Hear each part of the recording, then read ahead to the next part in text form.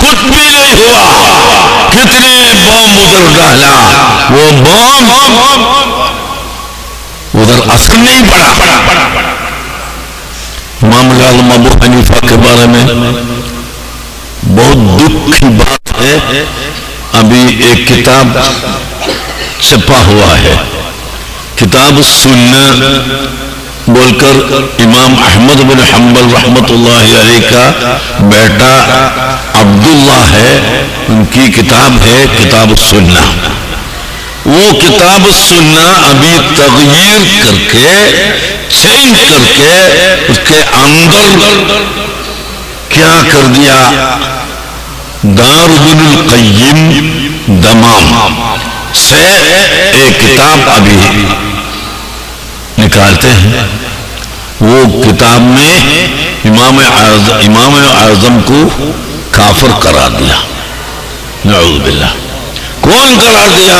امام شافعی نے امام ابو حنیفہ کے بارے میں کافر بولا، امام اشعری نے امام ابو حنیفہ کے بارے میں کافر بولا، یہ کتاب میں لکھا ہے۔ لیکن تاریخ دمشق، تاریخ بغداد، اس جیسے کتابوں میں بہت ہے۔ يقول الإمام الشافعي رضي الله عنه إذا همني شيء ذهبت إلى قبر أبي حنيفة وأتبرك به وأصلي ركعتين وأدعو الله هناك فيقضي حاجتي۔ امام ابو حنیفہ کے پاس امام شافعی رحمت اللہ علیہ نے کیا فرماتا ہے؟ میرے لیے کوئی چیز، کوئی غم، کوئی مشکل اگر میرے لیے ہو تو میں امام ابو حنیفہ کے قبر پہ جاتے تھے۔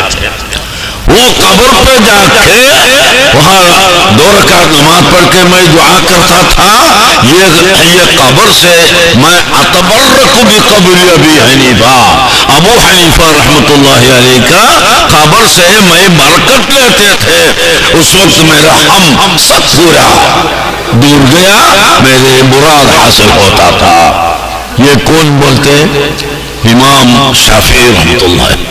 تو امام شافعی رحمت اللہ علیہ جس دن میں پیدا ہوا اس دن میں امام العظم انتقال ہوا تھا، وہی ایک دن ہے، امام العظم انتقال ہوا، اسی دن میں امام شافعی نے پیدا ہوا۔ وہ امام شافعی امام العظم کے قبر پہ کثیر مرہ، کئی بار زیارت کے لیے گئے تھے، تشریف لے آتے تھے، وہاں برکت لیتے تھے۔ تو امام ابو حنیفہ کو امام شافعی نے کچھ بھی نہیں بولا، امام اشعری نہیں بولا، امام ثوری نہیں بولا، کوئی امام اعتراض نہیں کیا، اعتراض نہیں کر سکتا ہے۔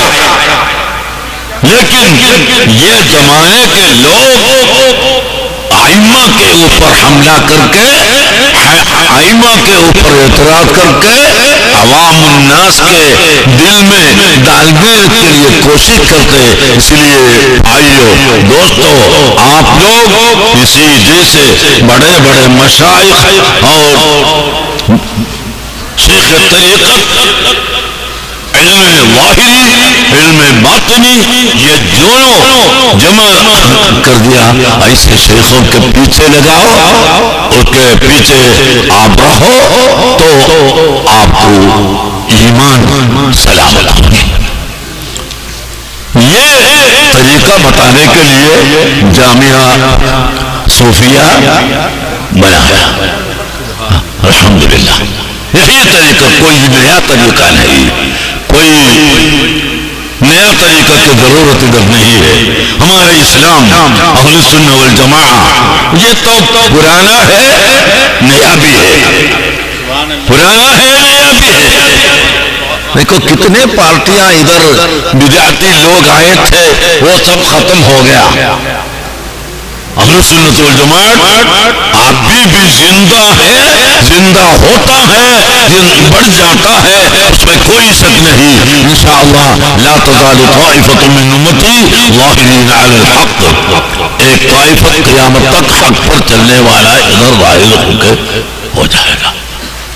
تو یہ اہل سنت والجماعت اس پہ آپ سب رہنا چاہیے. یہ پیروں کے پیچھے آپ رہنا. وہ لوگ آپ سے جو عقیدہ پڑھاتا ہے وہ عقیدہ وہی عقیدہ ہے. آپ لوگ دیکھو دنیا میں سب، یہ یو پی کا نہیں، ہر جگہ ہم دیکھیں تو دنیا میں قرآن شریف کا معنی ترجمہ جاننے والا بہت کم ہے. پھر کیسا ہم کو ایمان سمجھ میں آئے گا؟ کیسا اسلام سمجھ میں آئے گا؟ ہمارے علماء کی وجہ سے، شیخوں کی وجہ سے، پیروں کی وجہ سے. وہ لوگ ہم کو دھوکہ نہیں دے گا. وہ لوگ انشاءاللہ ہمارے پیر، یہ مشائخ غوث پاک تک چلتا ہے، غوث پاک سے رسول اللہ صلی اللہ علیہ وسلم تک ہوتا ہے، احمد الکبیر الرفاعی تک جاتا ہے، وہاں سے بھی حضور صلی اللہ علیہ وسلم کو بنتا ہے. تو حضور سے جو اعتقادات، جو عقیدہ ہم کو حاصل ہوتا ہے وہ مشائخ کی ذریعے سے ہوتا ہے. اس کے لیے کالج ہونا چاہیے، جامعہ ہونا چاہیے، مدرسہ ہونا چاہیے. اس کے لیے مالداروں مدد کرنا بھی چاہیے، مدد بھی کرنا چاہیے. ضرور مدد کرنا ہے، سب سن کے جانا وہ نہیں ہے، مدد بھی کرنا ہے. ہمارے ہاں الحمدللہ جیلانی میاں تشریف لایا تھا، باقی کچھ مفتی مطیع الرحمان صاحب تو کئی بار تشریف لائے تھے. ابھی بھی میں دعوت دیا ہے آنے کے لیے. تو 20,000 اسٹوڈنٹس ابھی جامعہ مرکز ثقافتی سنیہ میں پڑھ رہے ہیں. 20,000 الحمدللہ. اس کے ماتحت اور بھی انڈیا کے کونے کونے میں کچھ نہ کچھ کام ہم کرتے رہتے ہیں. ویسٹ بنگال میں 100 سے زیادہ مدرسہ ہم نے بنایا. دوسروں کے مدد سے بنایا، ہمارے جیب سے نہیں، ہمارے جیب میں نہیں ہے. لیکن ہم تو مالکداروں سے بولے گا یہاں غریب ہے، یہاں فقیر ہے، یہاں غریب ہے، ادھر مدد کرنا ہے. وہ لوگ قبول کرے گا. الحمدللہ ہم تو مدرسہ بنایا، مسجد بنائے اور پینے کے لیے پانی تیار کیا، وہ سب کیا. یہ سب مالداروں کے مدد سے ہم تو کرتے ہیں. اللہ تعالیٰ توفیق عطا فرمائے. آپ سب اتفاق کے طور پر ہمارے شیخوں کے پیچھے، پیروں کے پیچھے رہنا چاہیے. یہ مدرسہ کے لیے، صوفیہ جامعہ صوفیہ کے لیے اور باقی اہل سنت والجماعت کا مدارس کے لیے، کلیہ کے لیے، جامعہ کے لیے مدد کرنا، ان کے ساتھ رہنا. اللہ تعالیٰ توفیق عطا فرمائے. یہ ناچیز آدمی ادھر آنے کو بہت مشکل تھا. یہ سب ہمارے جلسہ ہونا ہے اور بہت دور سے آنا ہے، لیکن یہ کتوت شریف میں ابھی تک نہیں آیا. یہاں آ کر تبرک حاصل کرنا وہ بھی مقصد ہے. اور جیلانی میاں صاحب تو ہمارے مرکز میں 2 مرتبہ تشریف لائے تھے، تو اس کا وہ بھی حق ہے. اس لیے میں بہت تکلیف اٹھا کے آیا، لیکن الحمدللہ راحت ہے، دل میں راحت ہے، بدن میں راحت ہے. آپ لوگوں بزرگوں دعا فرمائیے ہمارے اور آپ کو اللہ تعالیٰ طول حیات توفیق عطا فرمائے، دینی خدمت کی توفیق عطا فرمائے، ہر بلا و مصیبت سے بچنے کی توفیق عطا فرمائے.